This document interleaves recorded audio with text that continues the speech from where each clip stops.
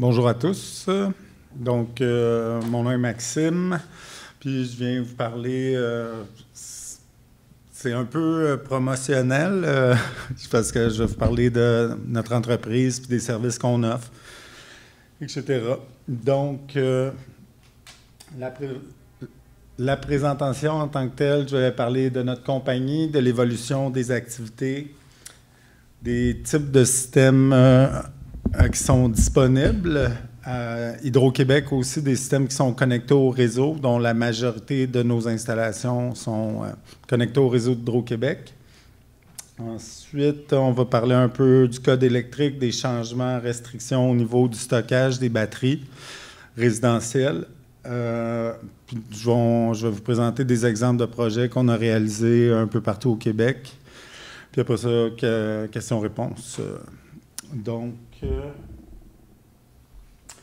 notre compagnie Québec Solar a été fondée en 2015. Donc, ça fait bientôt 10 ans qu'on réalise des installations de systèmes photovoltaïques résidentiels, commerciaux, industriels.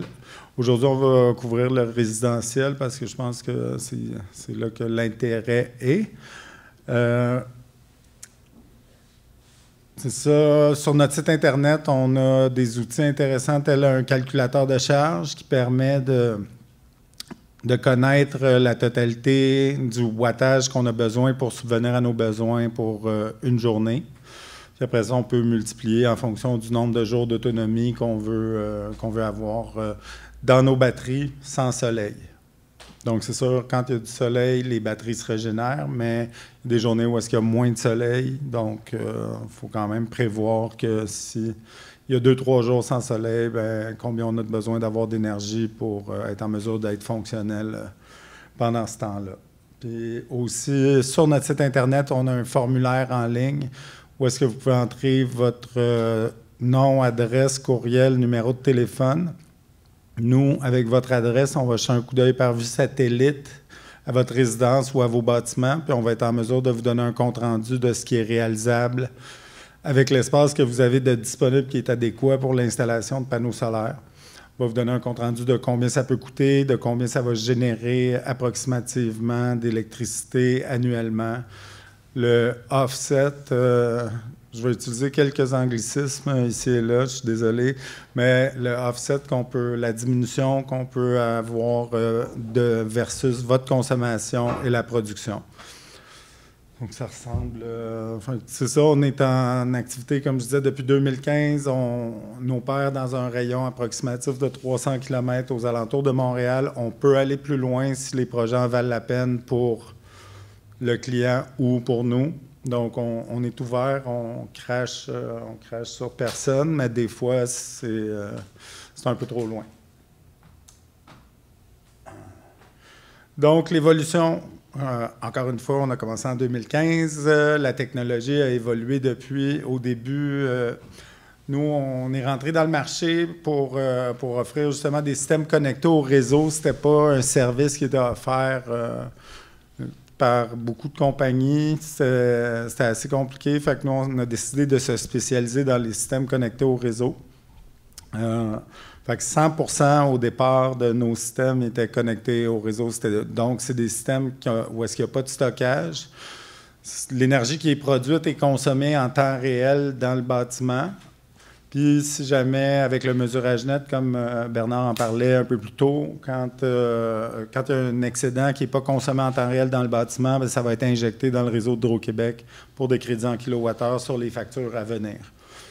Donc, ça peut être l'hiver, l'été, mais ça peut être le jour, la nuit aussi, en fonction. Ça peut aller quotidiennement.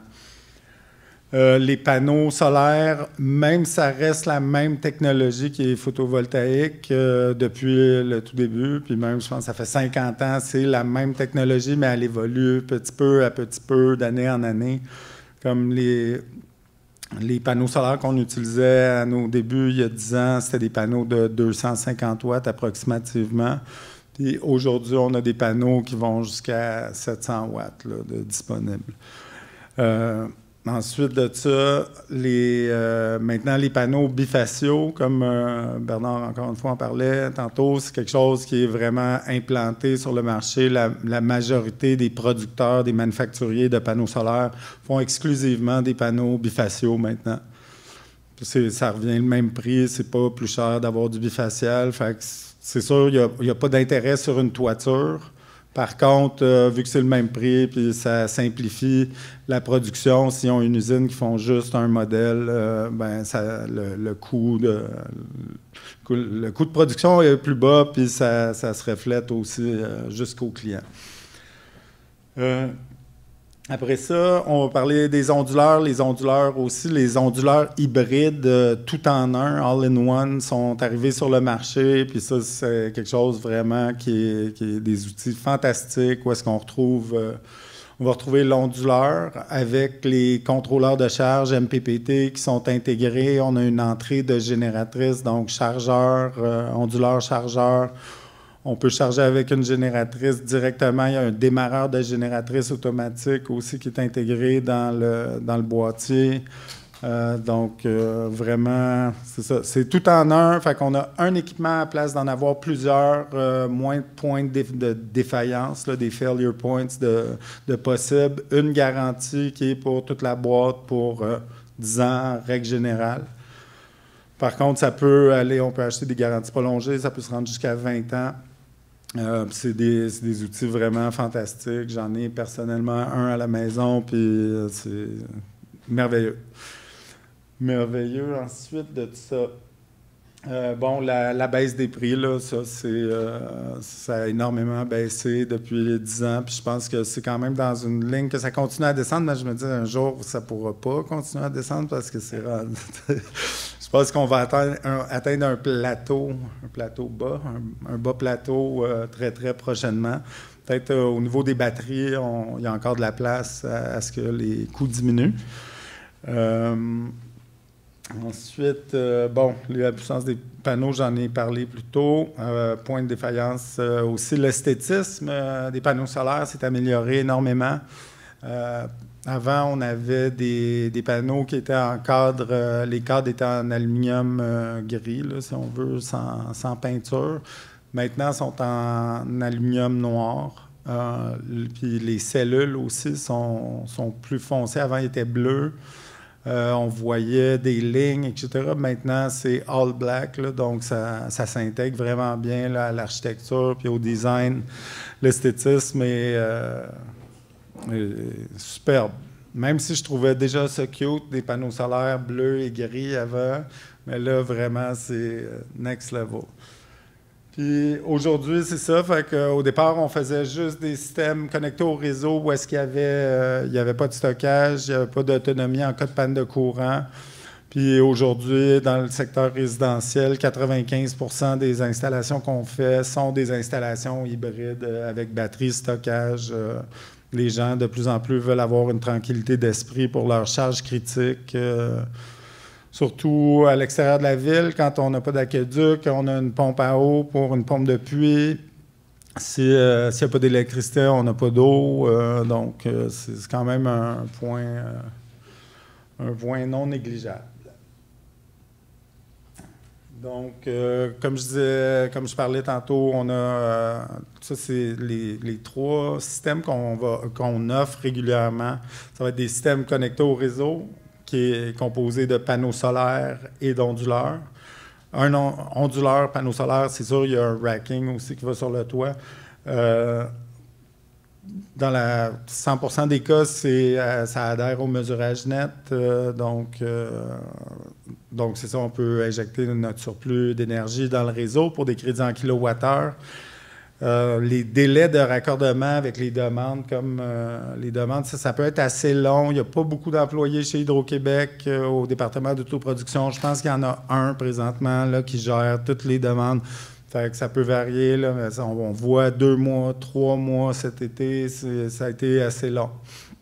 Mais on ne s'est jamais fait refuser un système, un raccordement. Ensuite, comme il disait Bernard, encore une fois, la limite, c'est 40 kW d'onduleurs qu'on a le droit d'installer sur une entrée résidentielle monophasée. Par contre, on peut oversizer, surdimensionner les panneaux solaires. Fait qu'on peut aller, ça dépend du manufacturier de l'onduleur, mais on pourrait mettre 30 kW de panneaux solaires sur un 20 kW d'onduleur. On peut même mettre 40 kW de panneaux solaires sur 20 kW d'onduleur. Ce qui va permettre aux onduleurs d'atteindre leur maximum de puissance plus tôt puis d'arrêter plus tard. Donc, on va avoir une plus grosse production tout en respectant le barème d'Hydro-Québec qui est de la limite de 40 kW, mais on va être en mesure de produire beaucoup plus que ce que ces 40 kW d'onduleurs pourraient produire annuellement. Ensuite, système hybride, panneaux solaires, onduleurs hybrides, batterie. Donc, le système hybride va avoir tous les avantages du système connecté au réseau, mais en plus, on va avoir une autonomie en cas de panne de courant pour les charges critiques. Ça peut aller à toute la maison. C'est rare qu'on fait des systèmes pour toute la maison parce que ça coûte extrêmement cher. Là, on peut parler de 200 000 $ pour avoir un système qui va prendre charge de toute la maison. Fait que généralement, on va sélectionner certaines charges dans la maison, les charges critiques qui sont essentielles, puis on va les relocaliser vers un panneau auxiliaire qui vont être alimentés par, premièrement, les panneaux solaires. Si les panneaux solaires ne produisent pas assez d'énergie pour alimenter les charges critiques, les batteries vont venir donner la puissance requise pour alimenter. Puis la nuit, bien, c'est exclusivement les batteries qui vont être en mesure d'alimenter les charges critiques. Puis c'est ça, c'est vraiment génial parce que j'ai eu une panne personnellement il y a 2 ans de 8 jours chez moi. Puis j'ai jamais manqué d'électricité pour mes charges critiques. À tous les jours, les batteries se régénèrent. C'est vraiment, quand ça arrive, là, on est vraiment. C'est dommage que ça n'arrive pas plus souvent parce que je serais pas mal plus fier de mon système, mais apparemment que le système d'Hydro-Québec est de moins en moins performant et ça devrait arriver plus souvent dans le futur. Puis sinon, on installe aussi des systèmes où est-ce qu'il n'y a pas de panneaux solaires. Des fois, c'est pas possible d'installer des panneaux solaires. Les gens, ils veulent pas. Apparemment qu'il va y avoir des subventions d'Hydro-Québec 2026 pour des panneaux solaires qui iraient jusqu'à 500 $ par kilowatt de panneaux solaires installés. Donc, dans cette optique-là, nous, on peut installer le système backup avec les batteries qui se font recharger par Hydro-Québec pour l'instant. Puis, s'il y a une panne de courant, bien, c'est les batteries qui vont prendre en charge les charges qui vont alimenter les charges critiques. Par contre, bien, on a une autonomie déterminée que si on met 20 kWh, un coup que les 20 kWh sont utilisés, il n'y en a plus. Par contre, comme je disais plus tôt, on peut mettre une génératrice en backup du backup. Donc, ça reste une option viable. Une génératrice bon marché pour 1 000 $, ça se trouve. Si on la part juste en cas d'urgence, ça peut être quelque chose de viable. Puis ça permet aussi de couper l'investissement en 2 portions. Parce que des fois, si le budget ne permet pas nécessairement de faire tout d'un coup. Puis en même temps, ça permet d'attendre après la subvention d'Hydro-Québec pour les panneaux solaires. Mais c'est pas sûr, là, la subvention, mais ça devrait peut-être 2026 d'après ce que j'ai entendu. À confirmer. Donc ça, c'est un exemple du formulaire sur notre site Internet pour obtenir une évaluation préliminaire. C'est gratuit. Faites juste remplir les champs, puis par la suite, le calculateur de charge dont je vous parlais, qui est sur notre site Internet. Comme on voit, on a déjà la majorité des appareils qu'on retrouve dans la maison conventionnelle de monsieur, madame, tout le monde. On fait juste cliquer sur les items qu'on veut alimenter, ajuster la quantité, puis combien d'heures on veut l'utiliser ou combien de minutes on veut l'utiliser par jour. Un grille-pain, admettons, on va mettre 15 minutes, peut-être un micro-ondes 10 minutes. Sinon, le réfrigérateur, il roule sur 24 heures. La pompe à eau, possiblement 1 heure, voire 2 heures par jour, en fonction de combien il y a d'habitants dans la maison, etc. Donc, et puis par la suite, ça va nous donner un total, comme je disais, de watts. OK. Ouais. Ça va nous donner un total quotidien. Puis on va se baser là-dessus pour faire le design de votre système. Comme je dis, c'est un bon outil. Puis après ça, vous pouvez rentrer votre adresse. Puis on va pouvoir, encore une fois, aller voir votre résidence par satellite. Puis le préliminaire est tout fait par courriel, par Internet, comme ça qu'on commence. Puis après ça, si ça vous intéresse, bien là, on vient vous rencontrer, prendre les mesures exactes, voir votre système électrique actuel. Ça, c'est la proposition préliminaire, juste vous donner une idée. La personne, elle a rentré son adresse, on voit sa maison, on fait une analyse, puis ça nous donne des résultats qu'on transmet. Puis après ça, la personne peut voir si ça l'intéresse ou non, si c'est viable comme projet pour l'investissement, le retour sur investissement, etc. Code électrique, présentement, il n'y a aucune restriction quant au nombre de batteries puis l'emplacement des batteries qu'on peut installer dans une maison. C'est quelque chose qui va changer bientôt. Le code électrique québécois est toujours en retard sur le code électrique canadien. Il s'ajuste, donc on ne sait pas exactement quand ça va arriver, mais éventuellement, on ne pourra pas installer plus de 40 kWh de batterie dans une maison. On ne pourra pas l'installer au sous-sol. Dans un garage détaché, ça va être un maximum de 80 kWh. Pour l'instant, il n'y a pas de maximum. Donc, si jamais quelqu'un a l'intention de se faire un gros système, il faut passer à l'action avant que la loi entre en vigueur, que le code électrique entre en vigueur, parce que il va y avoir une clause grand-père pour les systèmes installés précédemment. Ensuite, je vais juste vous montrer quelques systèmes qu'on a installés. Comme là, on voit ici des panneaux all black, comme on parlait tantôt. Donc, c'est beaucoup plus esthétique que d'autres. C'est un système de 15,5 kW qu'on a installé à Carignan avec 40 kWh de batterie, 2 onduleurs. Donc, ça, ici, on fournit jusqu'à 100 ampères en continu quand il y a une panne de courant. Toujours les panneaux solaires qui vont être priorisés. Quand il y a de la demande, ensuite les batteries. Donc, c'est tout le temps le même principe. 12 kW, Georgeville. Encore une fois, quand même très esthétique, noir sur noir. Juste un point, nous, on ne fait pas toute l'électricité du bâtiment, là, fait que c'est mal propre, mais c'est pas nous. C'est pas nous qui fait l'électricité du bâtiment. L'électricité du bâtiment est déjà réalisée quand on arrive. Donc, sur un toit plat à Montréal, 9 kW. Ensuite, ça, c'est à l'intérieur. Donc, la batterie est située à côté de l'onduleur. L'onduleur, c'est le solar qu'on voit à gauche. Puis, la batterie est juste à côté, sur le mur. On installe les batteries au mur, donc ça prend vraiment pas beaucoup d'espace. Ils peuvent être installés dans un rack à serveur. Par contre, on aime bien les installer au mur, ça prend beaucoup moins d'espace. Ça ici, tous les systèmes aussi viennent avec un système de monitoring qui nous indique la production en temps réel des panneaux solaires qui passent vers l'onduleur. On voit qu'ici, ça c'est chez moi, j'avais une charge de ma maison, elle consomme 800 watts, puis je renvoie le reste vers Hydro-Québec. Donc ça comptabilise toutes les entrées, les sorties, puis les batteries aussi. Il y a moyen de modifier les paramètres un peu n'importe quand, juste sur son téléphone, même si on n'est pas sur place. Avec la tarification dynamique qui s'en vient chez Hydro-Québec, on a des plages de charge-décharge. Donc, pendant les heures de pointe, on va pouvoir décharger nos batteries. Quand c'est plus cher le kilowattheure, on va pouvoir décharger puis recharger soit avec les panneaux solaires ou avec l'électricité quand elle est moins chère, donc aux périodes hors pointe.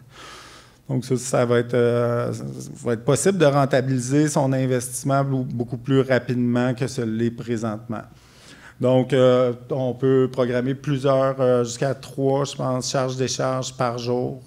Donc, puis c'est modifiable à tout moment. Comme je dis, on le fait sur notre téléphone.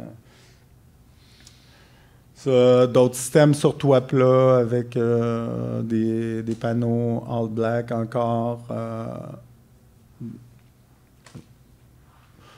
Ça, on voit, c'est les panneaux il y a quelques années qui étaient, si on regarde la différence entre aujourd'hui et il y a quelques années, il y a quand même une différence flagrante Quoique c'est quand même pas laid.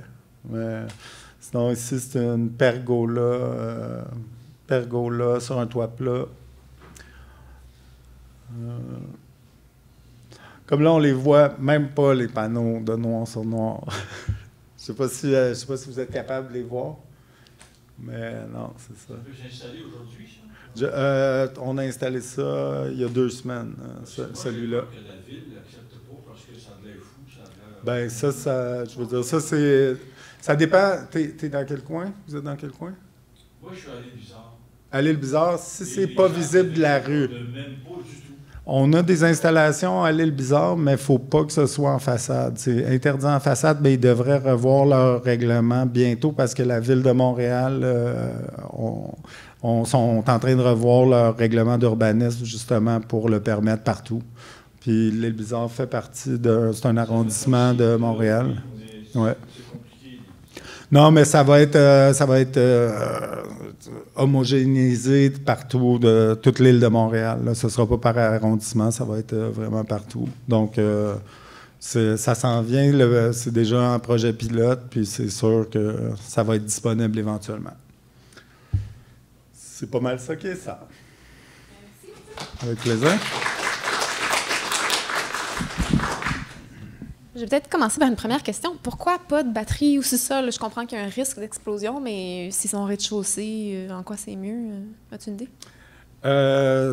Non, pas vraiment, en fait, mais...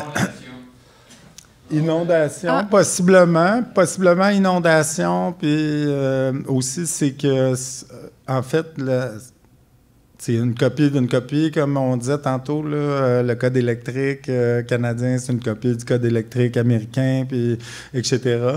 Puis, je pense que ça part de Californie, où est-ce qu'il n'y a pas vraiment de sous-sol, c'est juste des vides sanitaires. Fait que là, pas le droit de mettre au sous-sol dans le vide sanitaire. Ça se pourrait que ce soit pas applicable au Québec, mais si on se fie à l'Ontario, c'est applicable en Ontario, donc il faut voir, mais j'ai entendu dire que ce serait possible qu'au Québec, ce soit permis. Mais...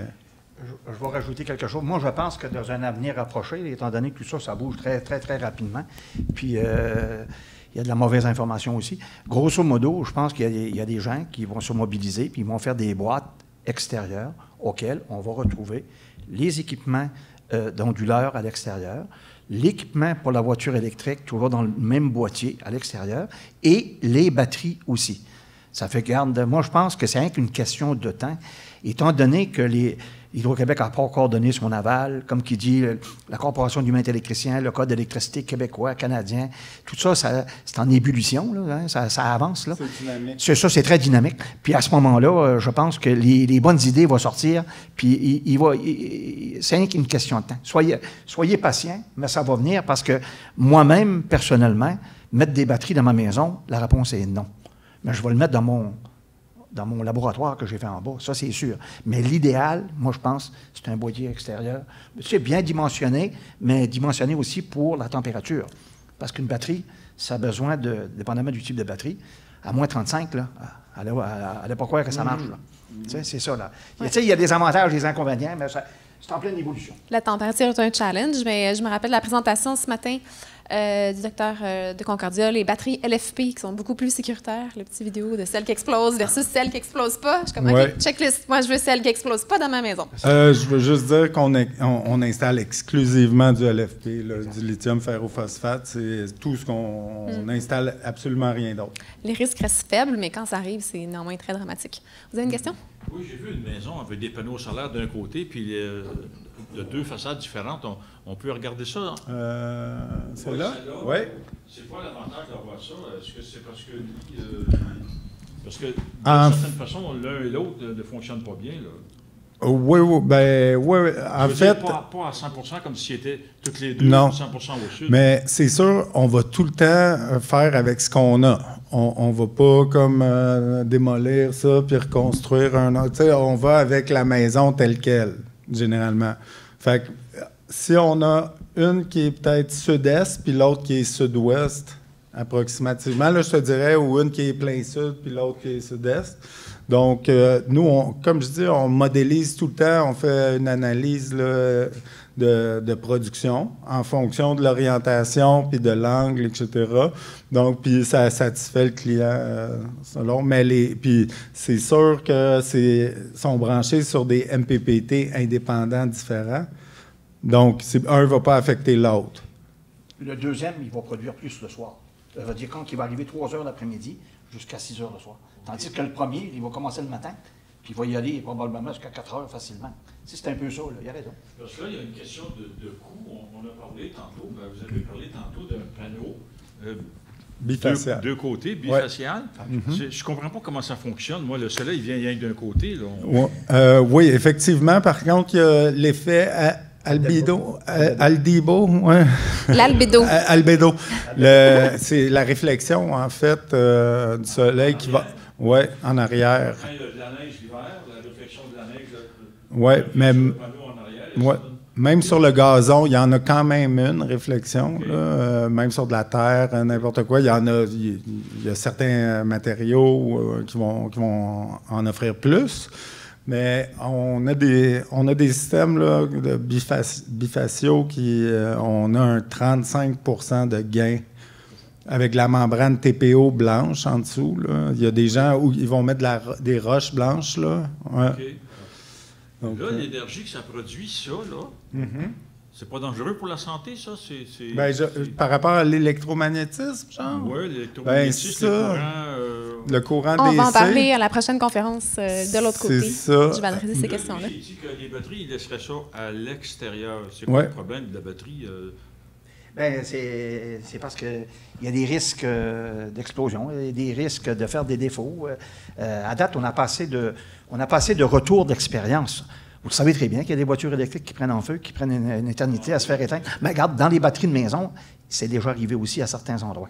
Donc, la réglementation là-dessus, maintenant, est passée à jour. Tu sais, dans le fond, plus qu'il va en avoir, tu sais, il va y avoir l'offre et la demande, plus ça va se multiplier, plus il va y avoir de l'attention, plus les chercheurs, les scientifiques vont se mettre à regarder ça, puis voir quelle est l'application ou comment qu'on pourrait dimensionner un système complètement là, hermétique là, pour mettre ça dans une maison.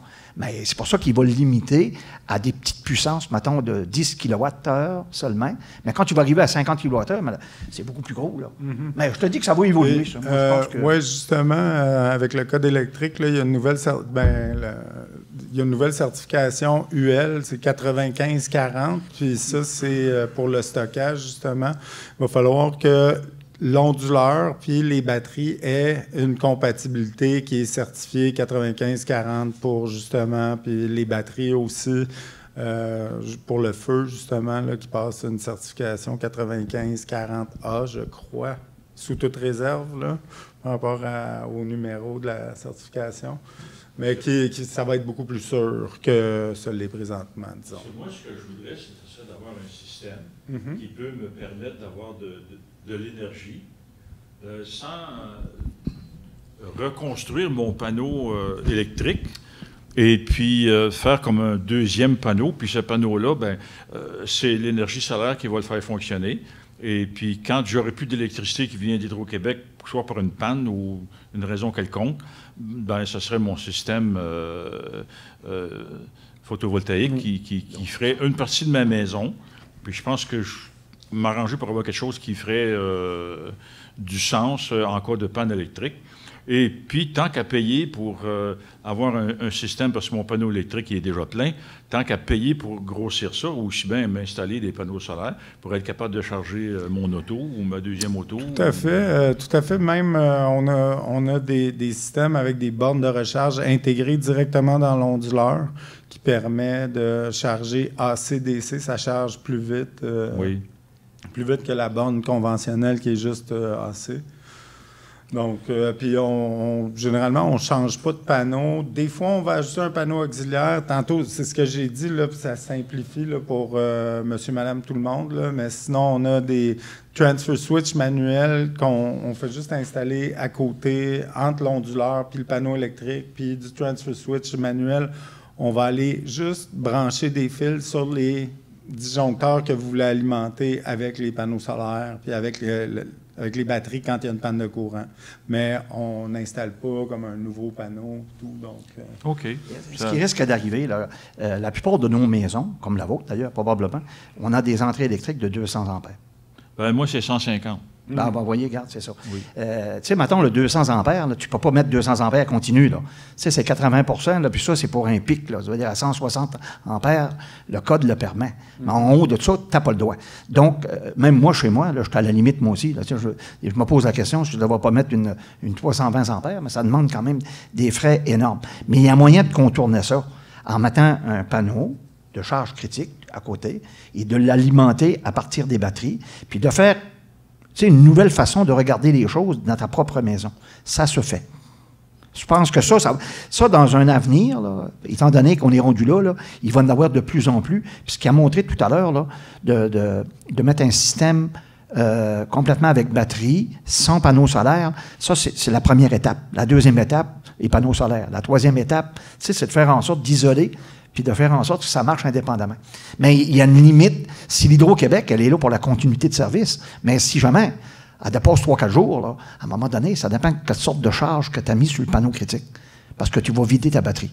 Là, à ce moment-là, le char électrique va venir plus tard, qui va s'appeler le véhicule to grid, qui va te permettre de le faire. Oui, parce que ta voiture elle est déplaçable. Tu peux aller dans le village voisin, aller la recharger, revenir à la maison, tu as une panne de courant, et c'est ta voiture électrique qui va t'alimenter. C'est en plein ça que je pense. Oui, on offre aussi des systèmes qui sont prêts pour la bidirectionnalité du véhicule électrique. Ça s'appelle V2H, le Vehicle to Home.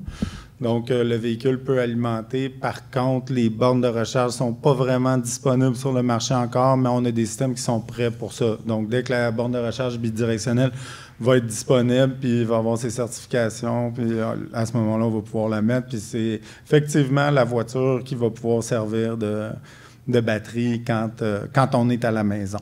Parce que si on est à la maison, bien, la batterie n'est pas là parce que la voiture n'est pas là. Puis il y a aussi, tu sais, ça prend des protocoles. Là. Je veux dire, ça se fait pas, on peut pas faire n'importe quoi dans nos maisons. Là. Puis tout à l'heure, là, vous avez jamais parlé d'un cas, là. À un moment donné, les assurances vont se fourrer le nez là-dedans. Puis ils vont dire, wow, t'es un peu, toi, là. Qu'est-ce que tu fais là? Tu vas être obligé de déclarer ci, ça, ainsi de suite. Je vous le dis, là. Ça, là, on n'est pas rendu là. Puis concernant les municipalités, ce qui a parlé tout à l'heure, moi, ça fait longtemps que je parle avec le maire d'Anfous, le maire de Varennes, qui est en charge, qui est président de l'UMQ, l'Union des municipalités du Québec, pour qu'il puisse apporter, Mme Legault, auprès des municipalités, de créer un exemple pour alléger les normes, un peu ce que vous avez dit tout à l'heure, pour mettre ça un peu plus régional, puis après ça, le transposer ailleurs, pour s'accorder. Puis si on ne s'accorde pas avec les municipalités, on va avoir des difficultés de mettre des panneaux solaires à large. C'est ça l'affaire, donc sinon. Je pense que monsieur a une question. Oui, c'est beaucoup. Sur un toit plat, est-ce que vous installez des panneaux qui peuvent s'incliner différemment pour dépendre de la journée ou de la saison? Réponse brève de 30 secondes. OK. Si vous voulez une pause. Oui, c'est possible. Par contre, généralement, on ne le fait pas parce que sur un toit plat, ça va dépendre de l'ancrage qu'on utilise. La majorité du temps, sur un toit plat, c'est des ancrages ballastés avec des blocs de béton. Puis si on vient changer l'angle avec la charge du vent, puis tout, ça peut devenir... Il faudrait mettre énormément de poids pour... fait que généralement, on va laisser à 10 degrés, 20 degrés dans le meilleur des cas. 30 degrés, c'est un ancrage permanent avec des ancrages OMG Power Grip qu'on appelle, qui viennent se fixer directement dans la membrane de la toiture. Puis ça doit être installé par un couvreur. Puis là, pour juste rajouter un autre petit mot, quand tu joues sur l'angle, autrement dit l'inclinaison, l'espacement entre deux installations est différent. C'est pour ça que ça c'est dimensionné toujours par rapport à l'hiver. Parce que l'hiver, le soleil est là, puis quand il pogne le panneau solaire qui est là, il ne faut pas qu'il fasse de l'ombrage en arrière. Donc, il y a une distance. Si tu joues sur l'angle ici, recule pas celui-là. Ça aussi, ça ne marche pas. Donc, c'est pour ça que c'est fixe sur les toitures. À 10 degrés, c'est 50 cm entre chaque rangée. Exact. Puis à 20, c'est 80 cm. Puis après ça, à 30, c'est genre 1,50 m à peu près entre les rangées. Fait que ça devient contre-productif. On est mieux de laisser ça à 10 degrés, puis on peut en mettre plus de panneaux solaires. Ça va coûter le racking est moins cher aussi. C'est exorbitant quand on vient avec des 30 degrés ou des angles ajustables. C'est tout custom, sur mesure, puis ça coûte les yeux de la tête. Une dernière micro-question. Excusez-moi, mais vas-y. C'est rien pour dire tout simplement que le meilleur endroit pour installer des systèmes solaires chez vous, c'est sur vos toitures inclinées. Si vous le mettez sur un toit plat, déjà là, c'est 40 de cette valeur-là. Mais à vous dire pourquoi? Parce qu'à cause des espacements, à cause de la sécurité, à cause des pompiers, à cause des équipements qui sont déjà sur la toiture du plat, donc il t'en met moins. Puis quand tu t'en vas à terre, quand tu as des gros systèmes, c'est encore pire un peu. Il veut dire qu'un kilomètre carré, tu mets 40 mégawatts. C'est un ordre de grandeur. Mais si on a un toit plat, on fait avec ce qu'on a. Ouais, c'est ça que je disais plus tôt. Bon, merci beaucoup. Donc, puis surtout, merci André pour... André? Oui. Impeccable. Oui, merci André. Merci Bernard Cyr, Maxime Morancy.